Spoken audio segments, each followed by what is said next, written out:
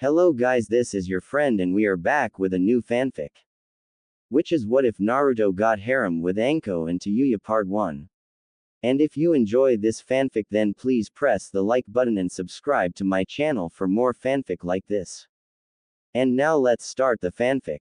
Tayuya, just hear me out for a second. A young man's voice could be heard that had an amusing, yet pleading tone to it. Naruto. If you ask me one more damn time about how a soup can be eaten with a fork, I'm going to slap you. Said woman responding to her companion. The now named 14-year-old waved his hand dismissively at her comment. Nah, not this time. Though I still think you're WR. Naruto stopped speaking when he noticed the girl's ire. He gave an apologetic grin as he continued. No, this time I want your perspective on a new discussion I've been thinking about. Tayuya thought about rejecting the offer. Sometimes the discussions they had were downright stupid. Though they could be the exact opposite. She still remembers when they talked about how socks shouldn't be worn when sleeping. She was correct about that one. They definitely shouldn't be worn to bed.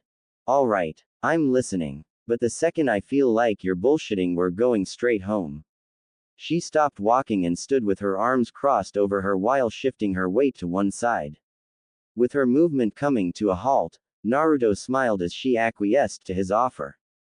All right, the boy exclaimed, rather exuberantly in her opinion. The topic today is about. He paused for dramatic effect. Serving to only annoy the 16-year-old redhead. Which she made very clear with a low growl emanating from her throat. Noticing her growing annoyance, Naruto decided to continue. Harems. He declared rather plainly. Tayuya's deadpanned expression could put a certain silver-haired shinobi's mannerisms to shame.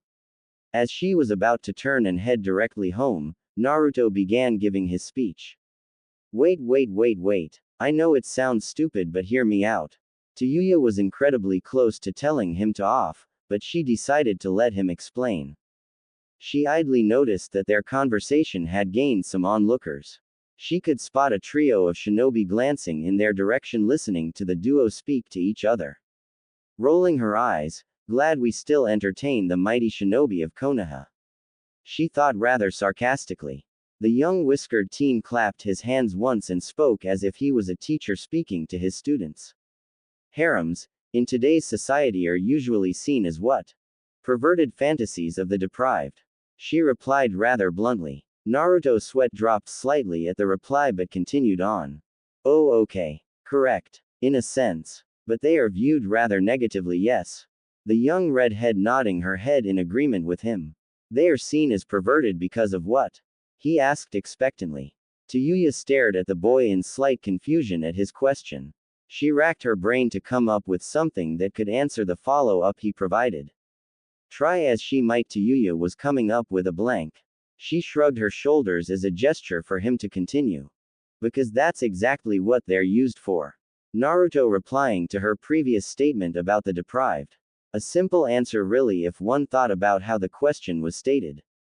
It all depended on context. Most things did, in all honesty. Tayuya's eyebrows furrowed slightly at the answer her cousin provided.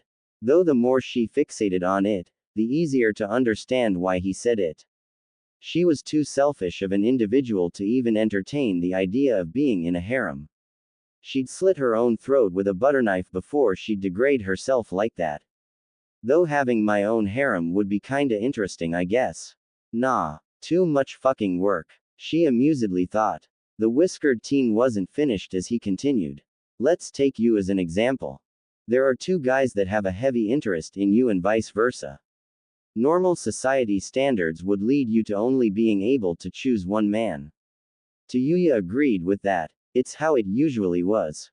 But, in all honesty, why care what someone else has to say about who you choose to love?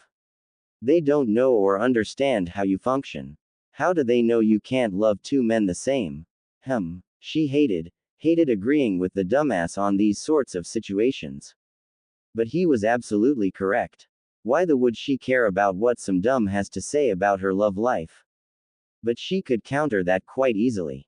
Yeah, but harems have more than two people in them, shithead. PFF'd. I feel like the average is like 5. That's too many to deal with in my opinion. She didn't like people to begin with. The redhead had a low tolerance for. And there was far too much happening in Konoha. Naruto chuckled at his cousin's statement. The girl was very aware of who she was at her core and most certainly didn't care about what others thought of her. They'd either get told to go themselves or she'd assault them. Both were funny and both had repercussions. One more negative than the other, obviously. Yeah, I don't think I could handle more than one woman. The blonde replied with a hand on his chin, looking up into the sky, contemplating how it could work out. I've seen what you're packing, shit's not that impressive.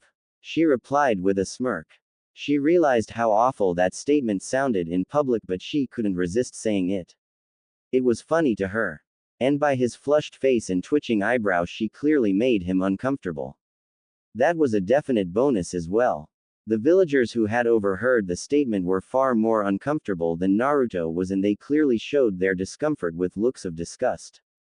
She didn't really give a. She doubted Naruto even really gave a.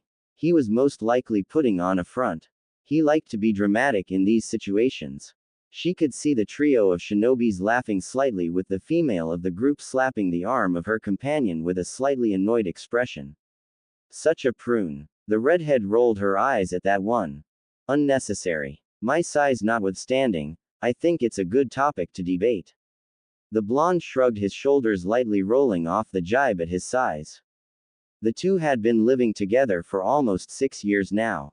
It's far easier when you grow up with it rather than being thrusted into that kind of situation. Tayuya laughed slightly and nodded her head while gesturing for the boy to follow her now that he had his fun. It just depends on who you talk to about it. Some people are too stuck in their ways. Talking to close-minded people is like talking to a wall. She never understood those kind of people. Naruto bumped his shoulder with hers as he stuck his hands in his pockets with an easy smile. Despite the fact he was 2 years younger than her, though was taller than her. He stood at almost 5 feet 5 inches for Sake. She was still 5 feet tall. She hadn't grown since she was 12. She felt like a damn midget. And the head beside her passed her as soon as he hit 12 and kept going. It was probably karma kicking her for all the shit she talks. That was probably it. Oblivious to the redhead's dilemma, the whiskered blonde glanced at his cousin, reminiscing of how she came into his life. The old man had one of his Anbu escort him to his office, stating that he had a gift for the boy. Since he was 7 years old at the time, he was ecstatic that he was getting a gift. The surprise on his face as he saw an unfamiliar redhead in the old man's office was definitely noticeable. It was even more memorable due to the first words Tayuya had spoken to him. Who the is this shithead? Will forever be one of his most cherished memories. Tayuya was discovered by an Anbu squad on their return to the village. The leader had noticed smoke and decided to make the call to check it out. The village was ransacked and bodies were strewn everywhere. Imagine their surprise when they find a single little girl with a kitchen knife in her hand and a male body bleeding out beside her. Tayuya never knew who her parents really were. They had both died when she was young. Her father dying before she was even born and her mother passing when she was 5. The only thing Tayuya really remembered about her mother was the fact she had beautiful red hair. It was the only thing that she had as a reminder of her mother. She had never cut it either. It was a little past her at this point, but she didn't care. If there was absolutely one thing Tayuya would pride herself on, was her hair. It was important to her and Naruto respected that. He never teased her about it and most likely never will. He had seen enough people do so and regret it. She was an incredibly difficult person to get to know.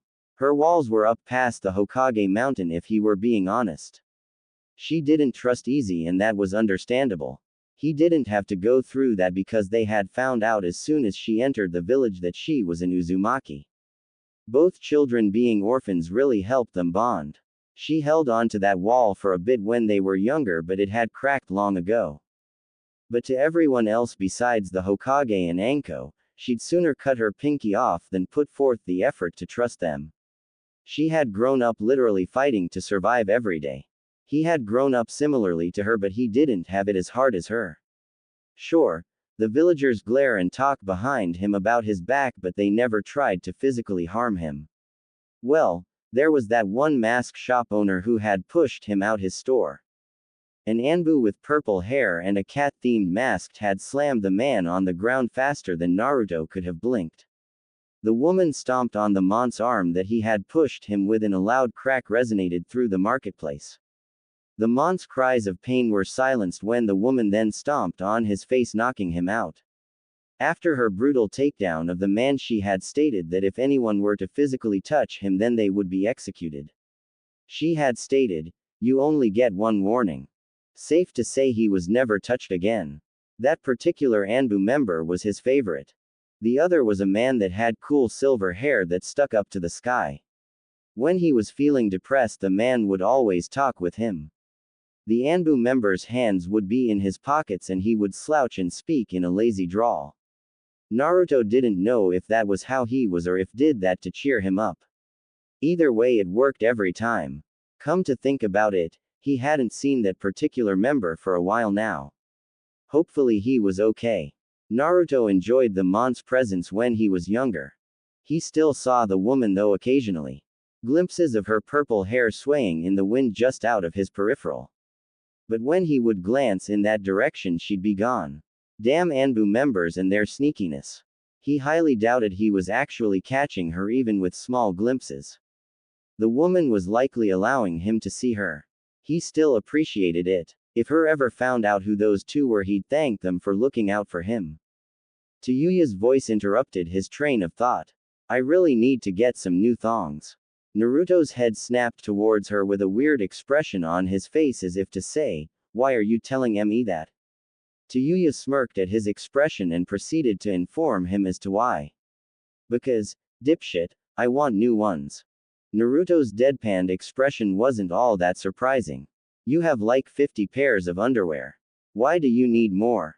Like really? 50 was enough. Shikamaru was definitely right when he said women are difficult. Cuss, I want more. If this is too complex for your tiny brain, I can dumb it even further down for you. Her shit-eating grin was all he needed to know. We can go shopping later. I'm pretty hungry. The academy really drained me today. It really didn't. He was just hungry and needed an excuse. Tayuya didn't buy it for a second, but he said they'd go later and that was good enough for her. No way in hell was she going shopping for womanly needs by herself. That was more awkward to her than going with her cousin. Yes, you did read that correctly. The two teens walked in comfortable silence after their brief conversation, enjoying the comfort of having a family member to be with. It was days like these that both individuals would cherish. Having struggled to survive when younger matured you faster than normal. You learned a lot about who you were as a person and learned to pay attention to small details about others. Naruto had an innate ability when it came to judging other people. He could quite literally sense a person's feelings towards him. He didn't know how, but he just knew. If someone was being genuine with him, then he'd know. Tayuya was similar in that regards, though she could only sense it with chakra. Getting a feel for the person by essentially examining their chakra. She didn't know how far she could push the ability, but she was definitely a strong sensor.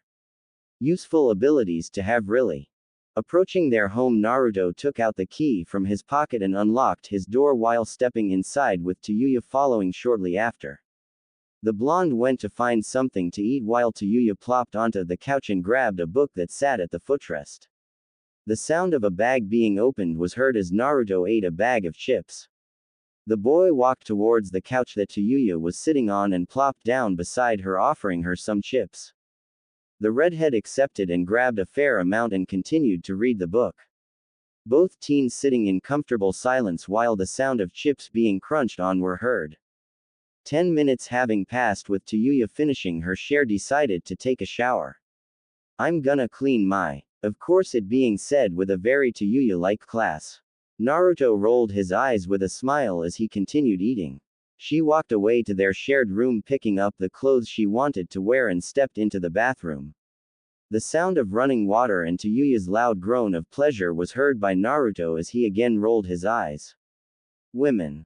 Naruto rolled the bag up and laid it down on the table in front of him next to a framed picture of his little family.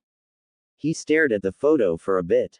With said photo having a younger Naruto and Tayuya with him having a large grin whilst Tayuya gave a genuine smile to the camera. Behind the two of them was their big sister.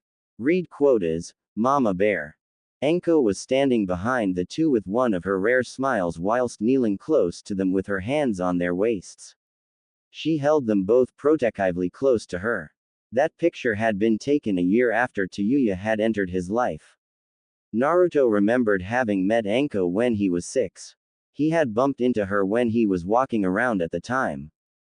She had reflexively turned around to glare at the asshole whom she'd assume had tried to grab her when she spotted the adorable whiskered boy looking up at her. The rest is really history. She had said something along the lines of, "Those scorns should stick together." He hadn't understood her at the time, but as he got older he started to realize what that statement had truly meant. He wasn't stupid. Ignorance is bliss, you know. He was fully aware that he held the Kyuubi. October 10th, whisker marks, the glares and whispers. It's not that hard to make the connections. Also helped that he had discovered the seal one day when activating his chakra. Anko was a constant in his life after the silver-haired Anbu stopped appearing. Though she was far more busy nowadays with her being promoted and whatnot. But she made time for the cousins whenever she could. The woman was far tougher to get along with than Tayuya was. And that's saying something. She was overprotective of Tayuya and Naruto and she didn't care what anyone thought about it. Naruto was far more used to Anko's treatment, having known her longer than Tayuya, though she eventually let Anko through as well. While Tayuya would choose more to verbally attack individuals who slighted her or Naruto, Anko would physically do so. She was an excellent shinobi. A very dangerous one as well. Having similar backgrounds as both Naruto and Tayuya, the teens couldn't have had a better person at their backs than Anko. The woman could quite literally get away with murder. Naruto honestly doubted the old man would even look further into the case if it happened. Hiruzen was intelligent and incredibly powerful, but you don't with a woman's children. Civilians had learned that lesson when she had sent a man through a building one day while she was buying Naruto and Tayuya extra clothes for them to have. Shinobi tended to steer away from the woman. Mostly due to her short temper. She was actually very fun to be around with once you got used to her personality. If you don't mind a sadist around, that is. Naruto's focus was interrupted as he felt the couch sink in slightly. Looking to the source he saw Tayuya only wrapped in a towel with a separate one keeping her hair up. He raised an eyebrow wondering why she was only in the towel. "Bathroom's all yours, shithead. Also, cuss I can," she stated before picking her book back up and picking up where she left off. The boy just shrugged before getting up to take a shower. Women. Grunts of exertion could be heard coming from a secluded area inside a small unused training ground. The distinct sounds of a male and female grunting echoed in the small clearing. The Uzumaki duo were working in tandem with each other, tossing a small, but fairly dense slab of concrete towards the other each time they completed a repetition of their desired workout. Naruto had no shirt on as his body glistened in the sun due to the heat. He had a small towel around his neck that he would occasionally use to dry his face with. Tayuya was in similar fashion. She had a black sports bra on with spandex shorts on. While Tayuya would love to admire her cousin's physique, her arms were burning. Kinda kills the whole mood really. They had been at this since sunrise. Working their bodies without the aid of chakra. While not entirely uncommon to do so, it helped if you ever were in a pinch and couldn't use excess amounts of chakra. Though to be fair, it was highly unlikely that a situation could occur where Tayuya or Naruto of all people, would run out of chakra. The famed Uzumaki reserves, staying true to form. Doesn't mean it can't happen. Better safe than sorry. Shit. My arms are killing me. Give me a minute. The redhead huffed out as she fell backwards, dropping the rock in front of her. She wiped the excess sweat off her forehead with the back of her hand as she contemplated whether or not it was worth it to have this body. Totally is. I'm banging. No problem. I'll just keep going. Naruto replied as he laid on his back and began to do crunches whilst holding onto the slab of concrete. Tayuya eyed the boy with slight annoyance. The guy had stamina for days. Shit was completely unfair. She loved cracking jokes about his non-existent life, not like she had one either, but the guy was a machine. Exhaling her breath, she glanced up to the sky trying to figure out exactly how long they'd been out here. Too long, she thought rather tiredly. She was also starving. A girl's gotta eat. As the redhead was daydreaming about what they'd eat for dinner tonight, Naruto's thoughts gave way. Konoha, the village he grew up in, where the civilians despised him and the shinobi respected him. A conundrum really. But that's to be expected. It's not like the average villager was spewing fire from their mouth while creating corporeal clones of themselves to fight other superhumans. They wouldn't even be able to grasp the simple context of fuinjutsu. Not many did. The art of sealing was incredibly versatile. The most versatile of the ninja arts in his opinion. Most shinobi would agree. A simple sealing scroll was equivalent to that of something the civies called calculus. Whatever the hell that was. Sounded like math on steroids mixed with OPIODS. He didn't really care for math to begin with. If a piece of paper could hold a metal sword, then what else could it do? The golden question really. He held the kyubi, an enormous amount of chakra given form. Though he didn't believe the tales of the biju being mindless demons. That was stupidity at its finest. Summon animals existed and they could talk, use chakra, and all sorts of other things. To think a biju was incapable of the same things was baffling. He hasn't been able to contact the fox though. So he couldn't confirm his theory, but he was pretty sure he was correct. The academy had gone over the first Hokage's wife, Mito Uzumaki, the first container of the kyubi. There wasn't much detail about it considering the time. But she had never used the biju's chakra. Whether that was deliberately or not he couldn't know. Konoha had never needed to flex their biju before. The village bolstered some of the most talented shinobi the world had ever seen. The first two founders as an example. Hashirama Senju and Madara Uchiha. Monsters those two men were. The Valley of the End was created during their fight. A huge trench of mountain dug up in their spat, stretching as far as the eye could see. Naruto shook his head at that thought. Those two men would lay the foundation of the shinobi world. Having established Konoha as the first real shinobi village, it would make logical sense that Konoha would then in turn create talented and powerful ninjas. The legendary Sannin, which consisted of Jiraiya the Toad Sage, Orochimaru the Snake Summoner, Tsunade Senju, otherwise commonly referred to as Wonder Woman. There wasn't a thing she couldn't do. The White Fang, Tsukumo Hatake, stated being able to rival even the legendary Sannin. Hell, even his son had a fearsome reputation. Copycat Kakashi, Kakashi Hatake. The man with a 1,000 jutsus under his belt. Insane to think about. The four Hokages all being incredibly powerful in their respective lights. Their reputations were feared for good reasons. Simply stating, Yellow Flash, and you'd make some of the strongest Iwa Jonin cower. Most recent additions were from the Uchiha. The Shinigami aka Makoto Uchiha. The Reaper of the Uchiha clan, Itachi Uchiha and Shunshin Shisui or Shisui Uchiha. Those three were something else entirely. Sharingan users were dangerous enough. S-rank users. Yeah, kind of speaks for itself. Though while Konoha produces powerful shinobi, the village is cursed with tragedy. Some believing that the sins of shinobis that have transpired since the beginning of the shinobi villages takes its vengeance on Konoha. Dating all the way back to Madara's self-exile. Following up on Tobirama Senju's sacrifice to ensure Hiruzen and his squad arrived to Konoha safely. Staying back and fending off 20s rank Kumo Nin. Killing each and every one of them before subsequently falling victim to his injuries. Continuing on with Uzuyoshio's annihilation at the hands of 3 out of 5 of the great villages. Kumo, Iwa, and Kiri coming to an alliance to rid the world of the Uzumakis. The force of 10,000 shinobi had attacked the small island. While the island did fall, Uzu's leader had sent word to Hiruzen about the attack. The third Hokage had gathered some of his strongest ninja to aid. his 3 students joining him to help their sister village. While the combined forces of Kumo, Kiri, and Iwa had successfully destroyed Uzu, their 10,000 force had been drastically cut to just barely 1,000. With many of the remaining shinobis having suffered injuries, they were not able to fend off an angered Hiruzen and his students.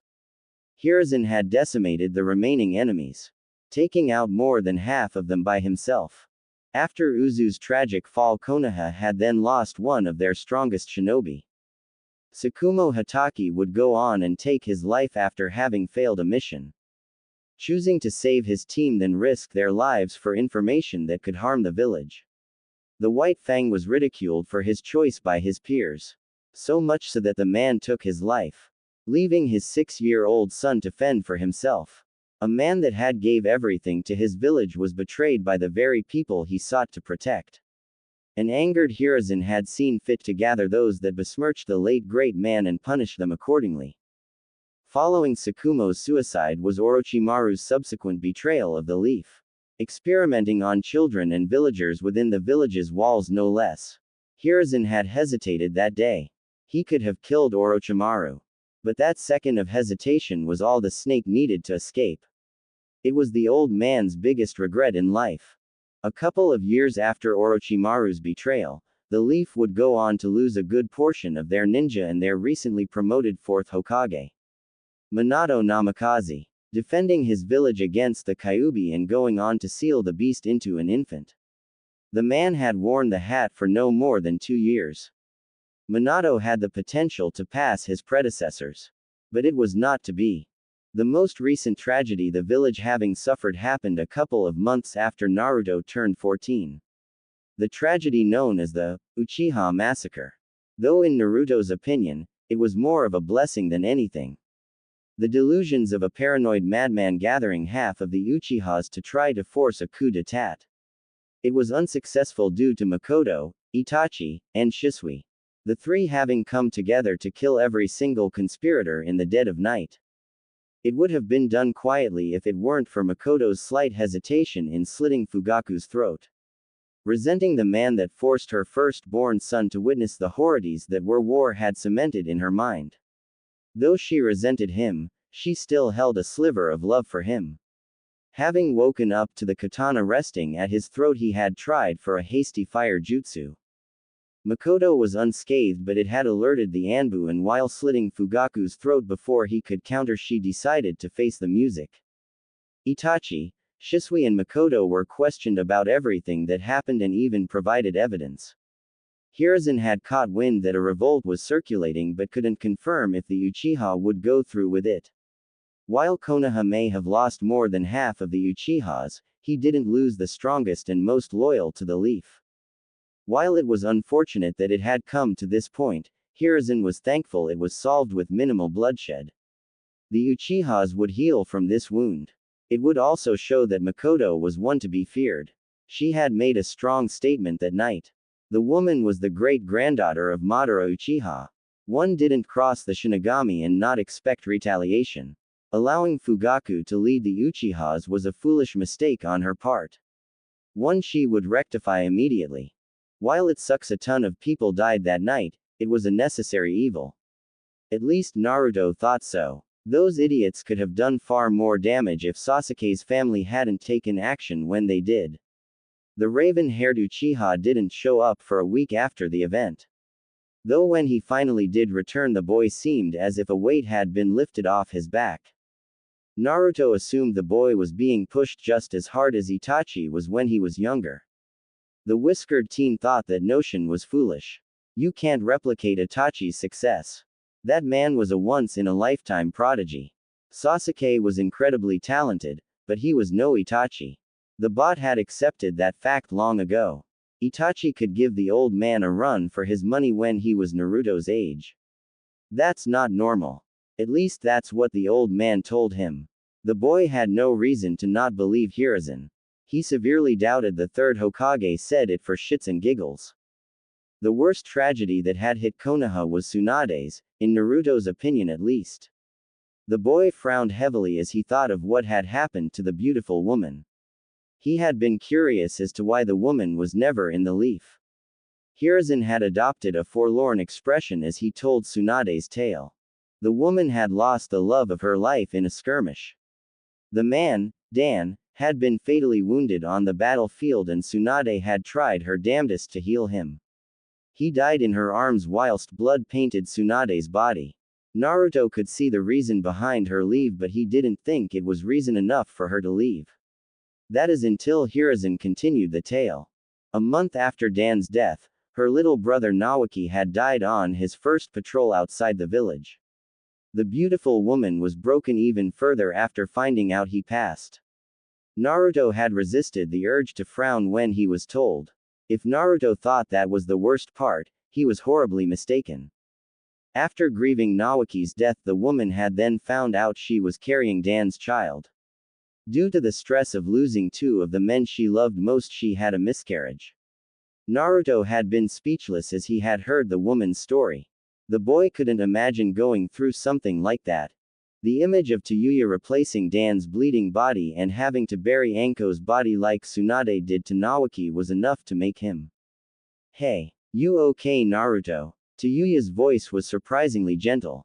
The whiskered teen blinked at the question and turned his head to meet a pair of concerned amber eyes looking directly at him. Yeah, why do you ask? She gestured to her eyes and spoke, you're crying. Naruto wiped his eyes only to find he had been crying.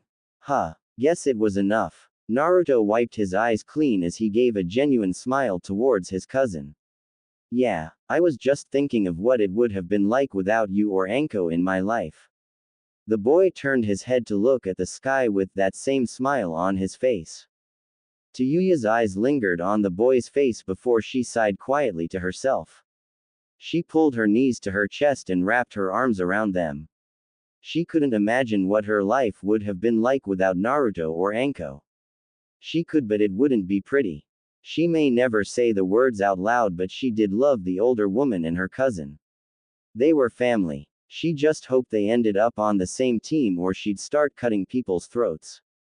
She sighed again as she watched the clouds slowly shift and change in the sky. Several minutes having passed by, Tayuya's stomach decided it was time for food. With an obnoxiously loud groan coming from it. Naruto glanced her way with a raised eyebrow while she pouted. What? I'm starving. The boy laughed loudly to himself at her pout. The redhead's eyebrow began to twitch as he still kept laughing. She'd give him something to laugh about. She jumped forward, slamming her weight into him as she gripped his cheeks with her hands and began stretching them to their limits. Keep laughing at me and I'll cut these damn whiskers off too. The boy couldn't help but continue to laugh despite the constant tugging on his face. Love you too, Tayuya. All right, class. Pay attention. A man's voice rang through the sizable room filled with future shinobis. The man had a unique scar that ran through the bridge of his nose across his face horizontally. Uruka Yumino, or as Tayuya liked to call him, Shithead Sensei. Not the most creative person in the world, but she tried. Naruto appreciated the effort. Whatever made her happy in turn made him happy. Today I want to change things up. You all will eventually be graduating to become protectors of our home. But I want to ask you all a question. The man gained a more serious demeanor as he finished his statement while crossing his arms across his chest. Why do you want to become shinobi? The question was pretty simple if you took it at face value. But it was also double layered. Hell, probably triple layered. Anything dealing with subjects regarding being a shinobi were always complex. Though Uruka could also just be asking in general. Didn't stop some of the students from just bulldozing through the question without properly thinking. Idiots. Naruto thought rather boredly. He could tell his cousin was of similar mind. If he was bored, then she must be contemplating stabbing her hand with her dagger. He eyed the girl just to make sure she wasn't actually doing so. Naruto's expression became flat when he realized it was exactly what she was doing. Tayuya had her dagger lined up on the back of her hand as if judging the distance and time it would take to fully stab through. The boy snatched the knife without a word and sheathed it inside one of his spare sheaths for moments just like this. Tayuya didn't appreciate the action and rightfully slapped him hard on the back of his head. the noise attracting the attention of several of the students and Iruka himself. Iruka decided that if the duo were that bored, then he would personally question them. So Naruto, since my lesson is so boring to you, why don't you tell me why you want to be a shinobi? Iruka placed his hands on his hips while tilting his head slightly to the left. Most of the class turned towards the pair at the back of the classroom, with some actually curious as to why the whiskered boy wanted to be a ninja. He had rarely spoke in class, only speaking when called on or if Tayuya and him were talking. The few times the boy did talk, it was to Sasuke or Shikamaru. And they were generic topics usually. Naruto pursed his lips as he decided for once that he would answer the question. He leaned back in his chair while crossing his arms across his chest, well aware of the fact that the entire classroom was paying close attention. Why did he want to be a shinobi? A loaded question. A dangerous one for someone like him. His eyes glanced down towards the table as his face adopted a frown. This question was actually starting to bother him. He was the vessel of the Kyuubi. It was his duty, his job to do so. When he found out he contained the Biju, he knew that regardless of what he wanted to be in life, that he would have to eventually become a ninja. He didn't have a choice. Because I don't have a choice. It's my job to do so. The reply was bitter. It was a response that many of the other students didn't expect. Judging by their expressions, Naruto didn't blame them. Most, if not all of his generation didn't know he harbored the Kyuubi. Didn't stop the civies from telling their children to avoid him. Not that he really cared.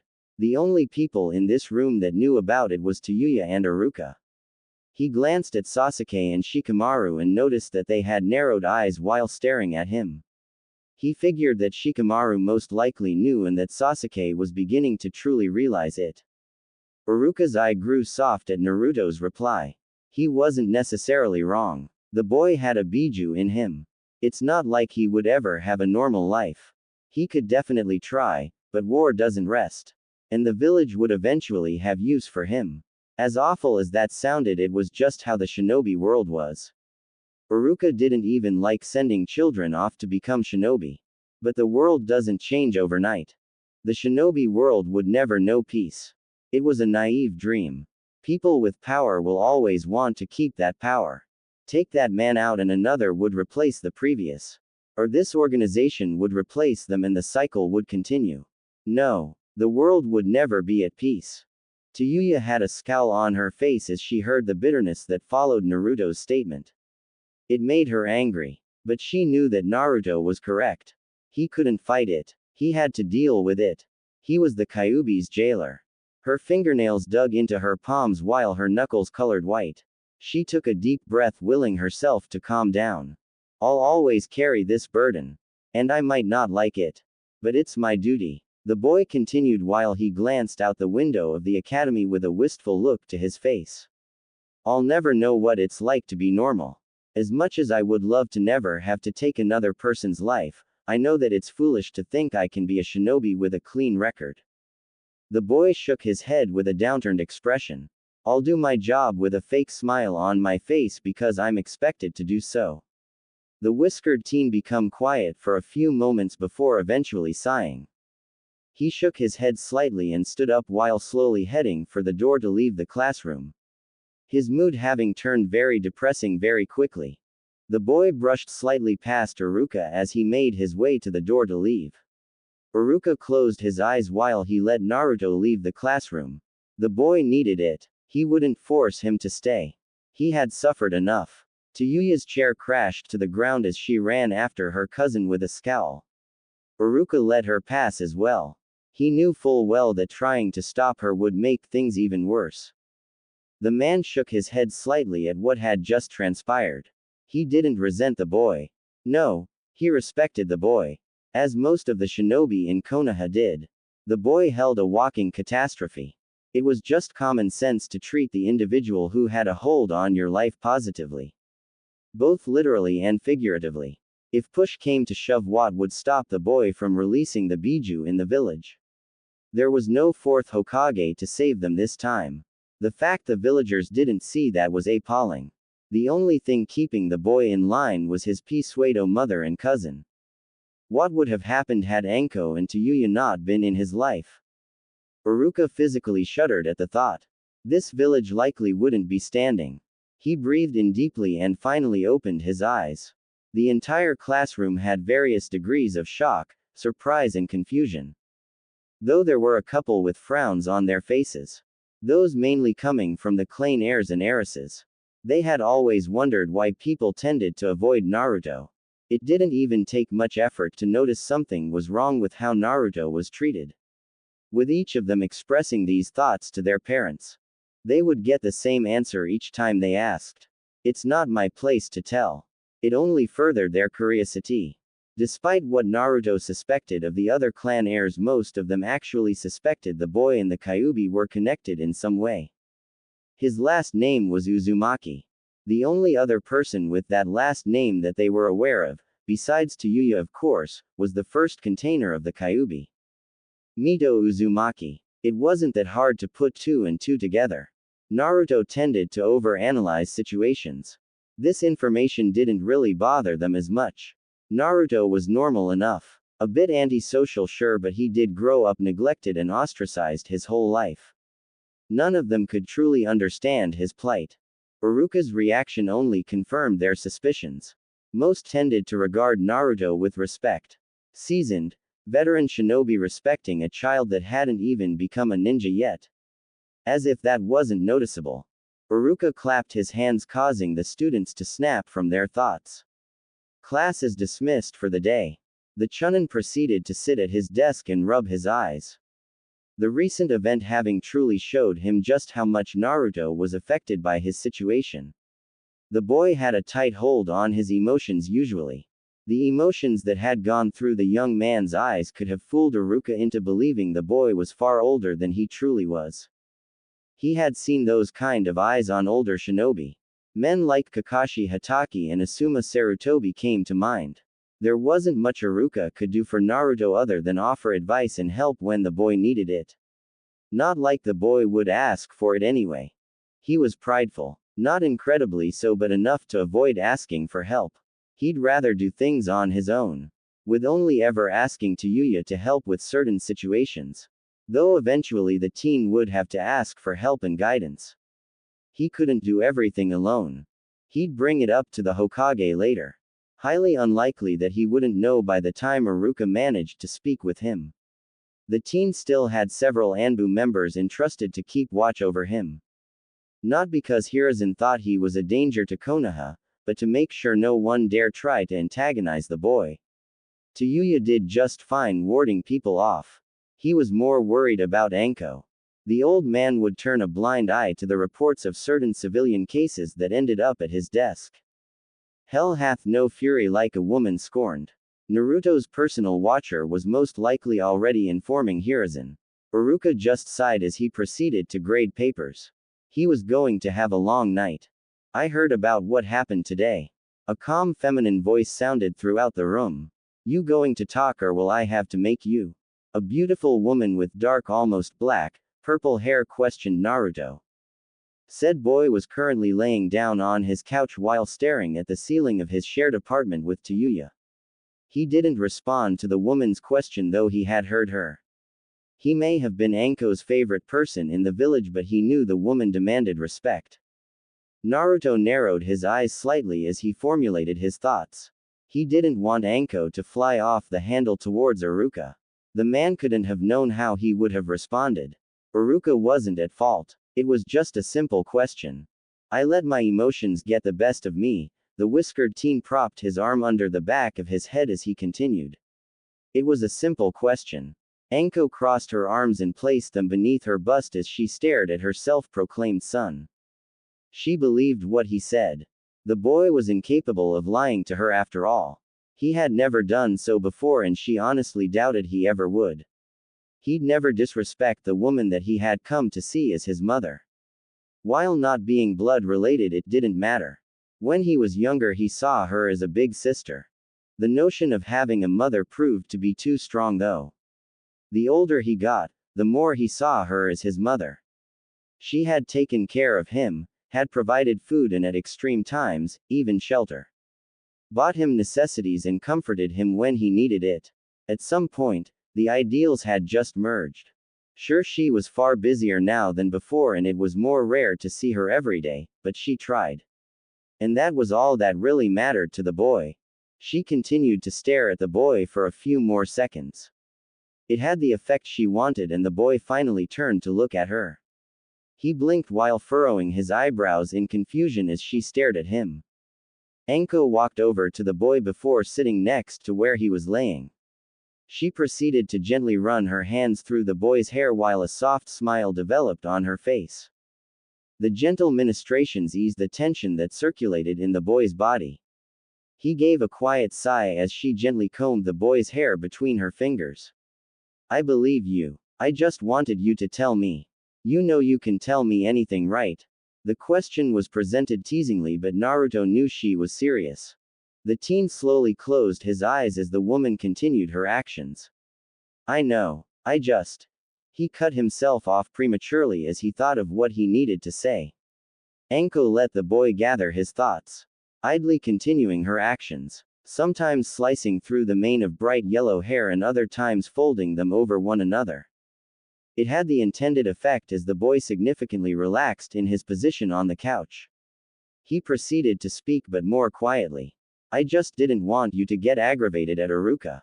It wasn't his fault. The woman gave a slight humming noise to his response. Whether she agreed with his statement or not, the teen didn't know. He was far too relaxed currently to even care. I figured as much. Iruka knows better. I'd gut his with a ruler otherwise. The woman had a smirk on her face as the words left her mouth. Naruto cracked a little smile at the response. Far too used to her personality. Most people were intimidated by her. Which was fair. She was a scary woman after all. The two were quiet after Anko's statement. Naruto enjoying the gentle gestures to his hair and Anko enjoying the silence. Several minutes passed by before Naruto decided to speak again. Where's Tayuya at? The woman paused in her actions for a few seconds before responding. She went to get some food. She figured the way to your heart was through your stomach. The woman had a teasing smile on her face. The teen's eyes snapped open at that and he gave an annoyed expression at the statement. Stop that. The woman laughed at his face in request. You should be telling Tayuya that. Anko thought amusedly. The cousins' unique relationship with each other notwithstanding, Anko had enough ammo to mess with them for years to come. Tayuya wouldn't care as much, but she could annoy Naruto with it forever. Tayuya was as independent as they come. She knew what she wanted. It's a known fact that women mature faster than men. How? She wouldn't know. She's not a scientist. She just tortured people with rusty kunais. Leave the smart guy shit to the smart guy people. Tayuya's infatuation with Naruto was actually pretty subtle. Due to her unique personality, most would write it off as genuine annoyance. Tayuya's idea of flirting was light physical violence. Similar to how young boys are to the girls they have a crush on. But just multiplied by 8. Add in some punches and the occasional slur that the redhead would sling around and that's flirting. Despite the stupidity of how that sounded, it's not like Anko was any better. Her idea of a good date was cutting a man open while sipping on a fine wine. What? That was absolutely a date. The sound of the door opening drew both of the individuals' attention. Tayuya could be seen walking with a bag of what Anko immediately recognized as Ichiraku ramen. She rolled her eyes at that one. Those two would inhale the father-daughter duo's food, claiming that the gods themselves blessed the ramen stand owner's ability to create the perfect ramen dish. The food was actually pretty good if she was being honest, but those two practically worshipped it. Again, she couldn't really say anything about their obsession. She guzzled dango down like on a Friday night. The whiskered teen's eyes practically shone with happiness at the food Tayuya decided to purchase. They only ever ate ichirakus for big occasions, wanting to savor the tastiness and divine blessings the food had to offer.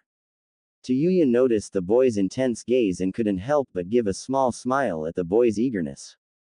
The petite redhead may love the shit as much as Naruto, but she could contain her excitement far better than he ever would and/or could. Stay. Her voice was stern as she gave Naruto a small glare. Move from that spot without my permission and I will throw yours away. Don't test me. The boy knew a threat when he heard one. Tayuya absolutely would trash the food. While he would have been far happier to be able to eat the food now, he could wait patiently. Anko gave an amused chuckle at the girl's statement. Tayuya was busy taking portions of the food and meticulously placing them in certain areas of the giant bowl. Again, Anko had to reiterate how much the two Uzumakis loved the brothy dish. With several minutes passing by, Anko decided she had stayed long enough. She was not gonna be a third wheel. She got too much of that shit with Kurenai and Asuma. She didn't need it from her own fucking kids either. She'd sooner give up torturing people before she let herself be a third wheel to these ramen-worshipping teenagers. Well, she began as she lightly patted the boy's head. I'm gonna bounce. I just wanted to see how you two were doing. I got a mission to some fucking place in the boonies of Fire Country. I'll be back in around a week or so. I don't wanna come home to no fucking babies either. Wrap it up. The woman had one if the most shit-eating grins on her face. Naruto gave a loud groan while shaking his head at Anko's statement, and Tayuya's eyebrow twitched as she snapped the utensils in her hand. Have fun. All alone. Together. With no one around. UNSUPER. Anko's sentence was cut short as two broken pieces of wood flew past her and hit the wall beside the door panel leading outside of her shared apartment. Anko was giggling while already out the door. She could hear Tayuya's string of curses as she continued down the stairs while Naruto's voice would ring out trying to calm her down. Love you too, Tayuya. If I cooked a chicken with a fire jutsu, would it taste the same as if I cooked it on an open campfire, or would it taste differently?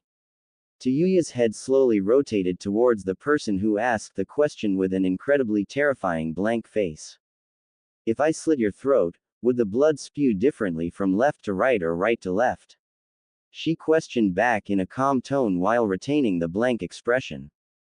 Naruto cringed at the question his cousin asked and decided that living was a far better alternative. Good choice. Several students in the class visibly shuddered or recoiled at the simple question.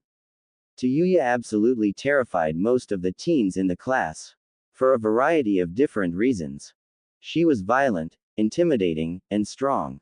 Being able to go toe-to-toe with some of the stronger Klein heirs in the class and decimating her female counterparts. The only other female in the group to actually be of challenge to her was Hinata Hyuga. Mostly due to the fact that her clan specialized in close-quarters combat. She was the only person in the class besides Sasuke that could make Naruto sweat during a spar. Skill and stamina playing a major role in this. Sasuke was incredibly gifted. He knew it, the other students knew it, and even his clan acknowledged it. But damn it, the whiskered teen would make Sasuke work for it.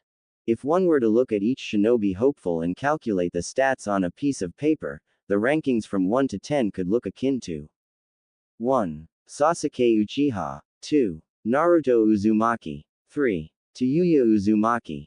4. Kiba Inuzuka. 5. Shino Aburame. 6. Hinata Hyuga. 7. Choji Akamichi. 8. Rei Uchiha. 9. Sai. 10. Ino Yamanaka. But in Sasuke's opinion, while he may be talented in all levels of the shinobi arts besides sealing, he would place himself below Naruto and Tayuya. After all, they could fight longer, use more chakra, and had more diversity due to their unorthodox style of fighting. But the duo never really gave it their all in the academy. They would beat the absolute shit out of each other after classes in their training grounds. Sasuke had bear witness to that multiple times. But they had never gone as hard on the academy grounds. He figured they just didn't care all that much about putting on a show. He could respect that. Sasuke had always wanted to graduate early, but his mother would prevent such things. He didn't blame her. She had tried her damnedest to give him the life that Itachi never got to have. While being responsible for personally taking his father's life, he hadn't been angry at her. The man had expected far too much from him. Sasuke knew his limits. He wasn't stupid or arrogant enough to think he could match Itachi's prowess. The only individual with a better track record than Itachi's was the fourth Hokage. Reet. Let me just outshine Minato Namikaze. It'll only take a second.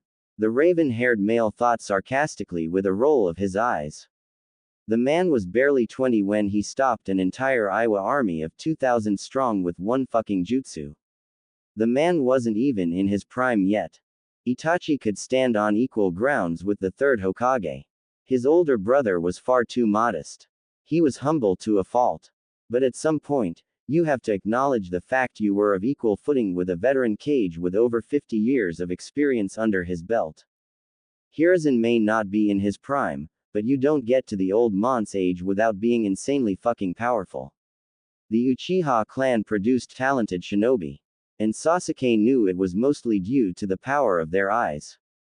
The Sharingan. A curse of power if there ever was one. While the clan may have lost half of their members due to the massacre, it was a far cry of what could have happened had his father been successful. The fact that 3 members of the clan were capable of dealing with arguably the village's strongest clan, just furthered the notion that just because one possessed the Sharingan did not make them invincible. His brother was known for not actually using his Sharingan. Itachi had solidified himself in the clan as an outcast. Many of the supporters of the coup had a distaste of the man. He was humble, he was quiet, and he was a pacifist. 3 ideals that most shinobi weren't. He always cherished life. But he knew something like peace was unattainable. Man didn't have the capability of coexisting without some measure of hostility. So Itachi had put his efforts into protecting the leaf and making sure that the enemies that would violate Konoha's own peace would be dealt with. Stating that, should an enemy of Konoha threaten her peaceful existence, I will snuff them out. Itachi was a dangerous man. He may be calm and nice, but he was a true shinobi. He was possibly the strongest nin that Konoha currently had. Only time would tell if the man was capable of taking up the role of Hokage. Hiruzen had hinted towards a certain Uchiha being of interest to wear the hat. It couldn't be Shisui. He was far too irresponsible of such a task. His cousin was more Uzumaki than Uchiha. Most of the clan had ostracized him like Itachi. The man was all smiles. Too laid back for his own good. He never took things too serious, but he also knew when to cut the shenanigans. He was a shinobi. He had similar ideals to Itachi. While not a pacifist like his best friend, he would protect Konoha to his dying breath. Doing anything in his power to make sure she lived to see the future. Naruto and Shisui would get along well. They were similar in a lot of ways. Sasuke wasn't sure about Naruto's undying loyalty to Konoha due to his upbringing. But other than that, he and Shisui would probably be best friends. His friendship with the 2 Uzumakis was actually pretty positive. Well, Tayuya didn't call him a stupid. So he definitely took that as a plus. And Naruto actually engaged in conversation with him. They were practically best friends if Naruto seeked out Sasuke for conversation. It had happened a little after the Uchiha massacre and Sasuke highly doubted it was due to pity. Naruto was the last person in the village who would accept pity. So he knew that Naruto was doing so out of his own volition. Naruto had an interesting outlook on life. Growing up the way he did, the raven-haired teen figured that was a given. He asked some of the dumbest questions he'd ever heard in his life. But if you were to peel the layer of humor regarding many of his questions and topics, then you could see the intricate way of thinking Naruto possessed. Sasuke was positive that Naruto possessed some degree of intelligence similar to that of Inara. While not having something insane like a 200 IQ like a majority of the Naras in the village, the boy had a knack for patterns and irregularities in subjects. His way of fighting was a good way of witnessing it. Sasuke was unable to think like Naruto did. The Uchiha was meticulous with how he approached combat. Every single Uchiha was actually. The clan was full of logical thinkers. With Shisui most likely being the only individual who didn't. Naruto acted on instinct. Despite what most thought, the ability to act purely on instinct was difficult. It was almost downright impossible for Uchihas. The Uchiha could only perform the feats they do because of the Sharingan's ability of pseudo precognition, seeming as if they were acting on pure instinct. But anyone who knew how the eyes worked could spot the innate difference between Naruto and Sasuke's style of fighting. That being that Naruto didn't actually possess a way of fighting. When Sasuke said the boy fought on instinct, he meant it. At first glance you could chop it up to a style of reactionary combat, waiting for your enemy to engage and then counter them or push the offense and patiently wait for openings. No, Naruto didn't fight like that. Someone like Might Guy would notice immediately the way that Naruto would fight. It was dangerous for shinobi to be unable to react to someone who didn't fight with patterns. You would overthink your next move. Most shinobi saw combat as a chess game, or shogi match. Plan your steps ahead, with each step branching off with predicting what your opponent would do. If you threw a straight right, would your opponent dodge? Would they block? Which arm would they choose to block with? Would they instead wish to grapple your attack to get the upper advantage? It's why Naruto was far more dangerous in a fight. He didn't think like a majority of other ninjas. Itachi had told him that Naruto was a dangerous fighter, his brother having came to the academy to watch the progression of the heirs and heiresses. While Tayuya wasn't as unpredictable with how she fought, she more than made up for it with her insane flexibility. Anko might have had something to do with that one. Both Uzumakis were powerful fighters, able to take as much damage as they dished out. It was a normal thing to witness Naruto take constant barrages of attacks, but to see the girl tank just as much as her cousin was incredible.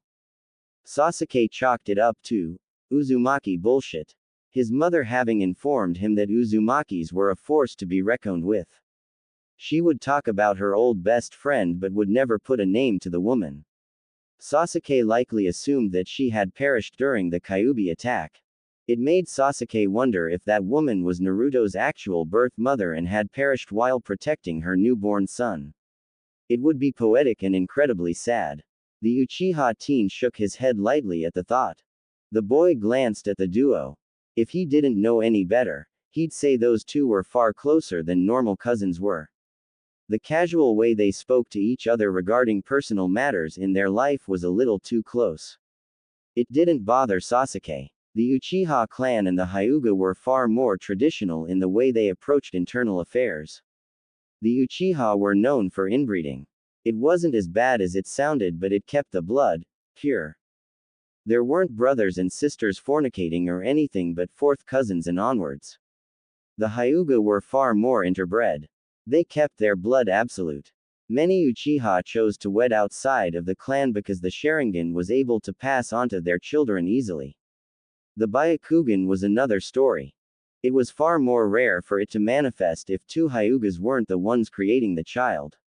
So while inbreeding wasn't anything unheard of, it was still an eyebrow raiser in his opinion. The way Tayuya would stare at Naruto and vice versa was a giveaway if you paid attention to them for longer than 5 minutes. I just wonder when the tension will finally start. The boy thought amusingly. He dare not say those words aloud. He was far too intelligent to get on Tayuya's shit list. She also scared him. So there's that. Naruto's eyes found his and a silent conversation was communicated. Tayuya. Yes. Interesting. Both boys nodded to each other. Ray. Sasuke stared hard at the whiskered teen. Figured. Sasuke turned away from the boy with an annoyed expression while Naruto smirked slightly. Tayuya eyed the boys with confusion. They hadn't even spoken a word. What the? Tayuya shook her head and leaned her chair back to balance on the back legs while placing her right foot on the table for balance. She closed her eyes while she occasionally shifted the weight to rock slowly in the chair. Naruto's eyes betrayed his will and he glanced towards the petite redhead. The girl wore tight jet black leggings that disappeared under a combat skirt. A white button-up long-sleeve shirt adorned her upper torso. The sleeves were rolled up to her forearms while the first 3 buttons were undone, showing a small amount of her cleavage. His eyes roamed up from her chest trailing past her neck to her face. The girl had a surprisingly calm expression on her face. Normally the girl's scowl was on display about 90% of the time. If he was being honest, he preferred the scowl. Though she was beautiful regardless. Despite her reputation, she was still glanced at and eyed by men of the village. The slight influx of chakra that was released by Naruto during that thought was akin to a slight rush of wind. Stray papers that weren't held down were blown off the tables and a slight pressure placed itself on the shoulders of the students in the class. Tayuya's eyes immediately opened to find Naruto gazing at her intently. She had been subjected to Naruto's chakra since he had unlocked it several years ago. It always had a dense feeling to it. It was heavy, almost as if he could crush you with his chakra presence alone. But it was never usually a negative feeling. His chakra had always felt like a weighted wool blanket. Warm and cozy. She had yet been subjected to his chakra in a negative way. While she locked eyes with the boy, she could tell that he wasn't angry at her. Something had triggered the boy. The boy's chakra continued to pulse. Almost as if it were alive. A malicious aura having manifested in the room. Akin to a predator eyeing its next meal. The slight glow of a red outline having formed above the boy's skin. Similar if one were to sweat and step into the sun. A sheen of red danced over the boy's body. A shade of crimson had developed his sapphire eyes. Blending them into a shade of dark purple. She was mesmerized by the sight of them. She didn't feel as if she was in any particular danger, but the same could not be said for everyone else in the class. The second the rush of chakra saturated the air, Iruka knew that something was wrong. His immediate thought was to get as far away from the danger as possible. But he ruthlessly slammed those emotions to the ground. He had to calm himself and get control. His eyes landed on Naruto. The boy was staring intently at Tayuya. Not blinking, nor was he moving a muscle. She was of similar mind. Seemingly in a haze. This was the first time Iruka was feeling the chakra of the Kyuubi since that night 14 years ago. It wasn't as terrifying, but it was no less unnerving. Iruka couldn't logically discover any reason as to what would have set Naruto off. The boy was completely fine. He had been smiling just a minute before the wave of horrid chakra permeated the room. Iruka could tell most of the children were frozen in fear. Iruka wasn't surprised. A sliver of the Kyuubi's chakra was enough to make seasoned Jonin's knees shake. And while this wasn't the full brunt of the Biju's force, it was still something that demanded fealty. A primal urge. Naruto's head tilted slightly while he stared at Tayuya. His eyes snapped to the left abruptly. Not a second later did an Anbu with purple hair and a cat mask appear beside the boy. The woman's head tilted down while looking at the whiskered teen. The two stared at each other. Almost as if a battle of wills were underway. The way the boy stared unflinchingly into the black eye holes of the mask unnerved Iruka. He couldn't fathom how the woman could bear the weight of the chakra. Kat's head tilted to the left while her voice came out calm and leveled. Do you wish to fight me? The question was so asinine that it froze Iruka to his very core. Was she trying to antagonize him further? His heart raced madly in his chest as he stared at the scene that could only be a nightmare given true form. The magenta shade of eyes bore into the holes of the mask for a scant few seconds. After what seemed like an eternity for everyone in the room, the boy closed his eyes slowly. As if a switch had been flipped, the chakra disappeared. The terrifying weight that had encompassed the room seemingly vacated. The boy's eyes remained closed even as he felt a familiar hand brush against the back of his right hand. Knowing exactly who it was, the boy gently turned his right hand over to cuff the smaller hand. Though the boy refused to open his eyes. Scared of what he'd see if he so much as peeked. He didn't want to peel back that curtain. Not after what just transpired. A second hand joined atop his hand. Gentle brushes encircling along the back of his dominant hand. He was close to ripping off the band-aid. But he had no want to do so. The looks would only serve her to anger him more. The fury he'd attain at seeing them. To witness even this generation ostracizing him. It would make him sick to his stomach. He wouldn't be able to control it this time. That blanket of hate would sooner cover this room in blood than be subjected to the fear. He would rend the flesh of. The hands that previously held the right hand had vacated his grip and instead found purchase on both sides of his cheeks. His head was forcibly turned towards the direction of the one who held him. His eyes snapped open, no longer being able to remain shut. His vision was blurry. He couldn't see well, as if his eyes were continuously being doused in water. He could make out something honey-colored followed by a beautiful sea of red. It coalesced into something breathtaking. A goddess-given human form. A smile formed on the woman's face. Her mouth moved but he could hear no words. His ears were ringing, as if an exploding tag was set off directly in front of him. The breathtaking woman had tilted her head at the boy. The next thing Naruto saw was black. That sound had an eerie quality to it, Naruto thought. It was almost without cadence.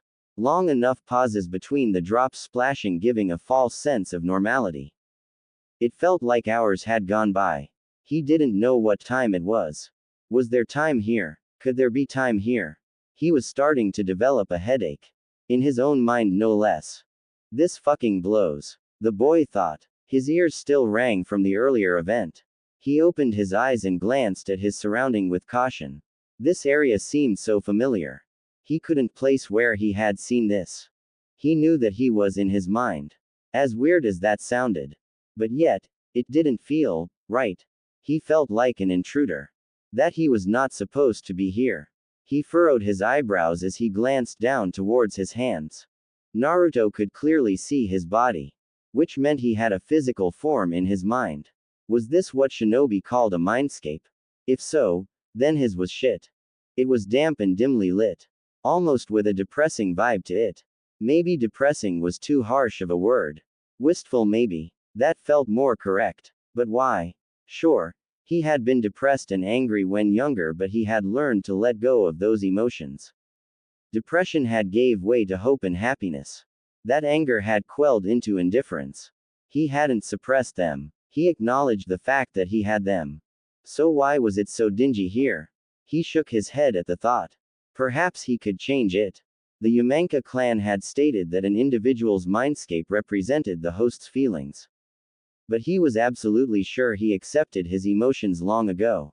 Unless, perhaps the reason he felt so unwelcomed here was because he was intruding on the Kyuubi's domain. If that was the case, then Naruto actually felt saddened by that fact. The Kyuubi, a titan of power, personified hate given a true form. This was the exact opposite of what he had figured. Where was the anger, the malice, the rage? Were humans so terrified of the beast that the tales of the beast had long since driven their sanity? Naruto frowned at this. He slowly got up to only then realize he had been in water. It was murky. It barely reached his ankles and he couldn't exactly feel it. He bent down to see if he could run his hands through it, only to discover that it gave no resistance. The boy turned his attention to the front of where he was facing. It was only a singular hallway. The only light sources being candles that flickered every now and then. Now that he got a good look at the place, it almost seemed to resemble a sewer. That thought made Naruto nauseous.